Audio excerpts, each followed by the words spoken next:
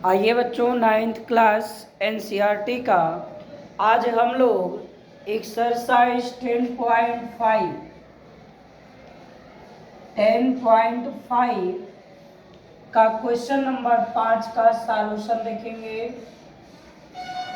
बहुत ही आसान सॉल्यूशन है और इस सॉल्यूशन में आपको बड़ा इंटरेस्ट आएगा। ध्यान देंगे, पहले प्रश्न का कॉन्सेप्ट क्लियर करना है। बुक आपके पास होगा भी, और वैसे भी मैथमेटिक्स में प्रश्न आपके समझ में आ गया तो पढ़ने की कोई ज़रूरत नहीं है। क्वेश्चन क्या कह रहा है? कह रहा है BAC BDC ये ABCD एक ही वृत्त पर बने बिंदु हैं, यानी बिंदु स्थित हैं, और यहाँ कोण BEC 130, EDC में आप देखेंगे DCE का मान 20 दिया है। सवाल कर रहा है BAC का मान बताइए। तो हम लोग एंगल ज्ञात क्या करना है? एंगल BAC बराबर क्या होगा, और इसके आगे आप देखेंगे क्या ज्ञात करना है। पता चला क्या क्या दिया है, नोट कर लीजिए। हम लोग लिखेंगे, दिया है angle BEC equals to 130 degree, angle ECD equals to 20 degree. Okay, दो चीज मिल चुका है। अब आपको ये ध्यान में रखना है BAC हम लोग कैसे फाइंड करेंगे। तो BAC एंगल फाइंड करने के लिए कुछ हम सबको रूल अपनाने होंगे, कुछ कॉन्सेप्ट होंगे। कॉन्सेप्ट को सुन लीजिए। देखिए, ये BC एक जीवा है जो वृत्त को दो भागों में बांट रही है, एक इधर और एक इधर। तो कोई इधर तो कुछ मटेरियल नहीं है, इधर कोई मतलब नहीं है, सारे मटेरियल इधर है हम लोगों के। तो इधर से मतलब रखना है। कहने का आशय क्या है? एक ही वृत्त खंड में हमारे पास दो कोण बने हैं। देखिए, BC जीवा के द्वारा BDC और BAC, ध्यान देंगे, B से देखिए D आए, C आ गए, फिर हम B से A जाएंगे, पुनः C पर पहुंच जाएंगे। यही दोनों बिंदु पिलर का काम कर रहे हैं, इसी पे सारा मैटर टिका है। अब ये दोनों कोण एक ही वृत्त खंड में इसी आधार से बने हुए, तो ये क्या हो गए हैं? बराबर होंगे। मैटर क्या है? अगर D निकल जाए, कौन सा एंगल निकल जाए? अगर एंगल D को हम लोग फाइंड कर लेते हैं तो A उसी के सहायता से ज्ञात कर लिया जाएगा, क्योंकि हम बोल सकते हैं कि एंगल BDC एंगल BAC क्या है? एक ही वृत्तखंड का कोण है। इस कंडीशन के नाते एंगल D और A आपस में बराबर होगा। तो हम लोग का पहला स्टेप क्या होगा? फर्स्ट स्टेप,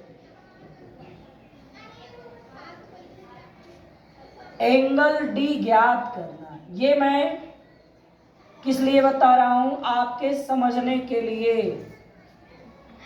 इसको नोट आउट नहीं करना है, इसको समझना है। एंगल D ज्ञात करना। चलिए, D कैसे ज्ञात होगा? देखिए, ECD एक त्रिभुज बन रहा है छोटा सा। अगर इसमें हम लोग एक कोण पाए हैं, अगर E को निकाल लेते हैं, एंगल E एंगल इतना, तो जब किसी त्रिभुज का दो कोण पता हो गया, तीसरा कोण हम लोग उसके कोण योग गुण से निकाल देंगे। तो चलिए, यहाँ हम लोग इसको निकालने के लिए देखिए रैखिक युग्म बन रहा है। यहाँ लिखेंगे हम लोग सॉल्यूशन में, लिखेंगे चूंकि BD एक सरल रेखा है, BD एक सरल रेखा है, इसलिए एंगल BED 180 डिग्री होगा। BED देखिए एंगल सीधा राइट सीधा चला गया, तो इधर एक और का एंगल 180 होगा।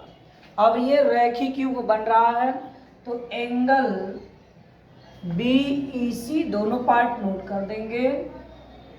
और प्लस एंगल CED मिला के 180 होगा। भाई दोनों पार्ट चाहे 3 पार्ट हो मिला के 180 होगा। अब यहाँ एक वैल्यू हम लोग को मिला है BEC की वैल्यू 130 डिग्री। CED अब हम लोग निकाल लेंगे। तो एंगल CED कितना हो गया इस साइड का, तो 180 माइनस 130, तो हमारे पास बचेगा 50 डिग्री। समझ में आ गया। अब ये जब 50 हो गया तो हम लोग D की वैल्यू फाइंड कर लेंगे। अब D की वैल्यू कैसे निकालेंगे देखिए।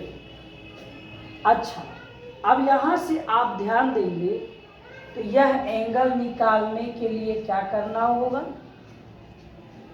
अब उस D पे चलना होगा। तो वहाँ हम लोग त्रिभुज के योग गुण ये से त्रिभुज पे चलेंगे। त्रिभुजो EDC में इसमें क्या क्या एंगल दिया है, तीनों एंगल नोट कर लीजिए। त्रिभुज का नाम दे दिए तो 3 लेटर से न शुरू करो, कोई दिक्कत नहीं है। तो angle E plus angle D plus angle C equals to 180 degree. देखिए E का मान 50 डिग्री 50 डिग्री, C का मान कितना हो जाएगा हमारे पास 20 डिग्री दिया हुआ है ये, और D का मान नहीं पता है तो हमने C के नीचे नहीं लिखा, D के नीचे, तो ये D का मान नहीं दिया है, C का मान या हो गया 180। अब हम लोग इसको जोड़ दिए, 50 20 70 डिग्री हो गया और एंगल D हो गया 180 डिग्री। ठीक है, तो यहाँ पर देखिए अब हमारे पास इस एंगल की वैल्यू कितनी आ रही है, ये आ जाएगा एंगल D बराबर 180 माइनस 70 डिग्री और ये आ गया 110 डिग्री।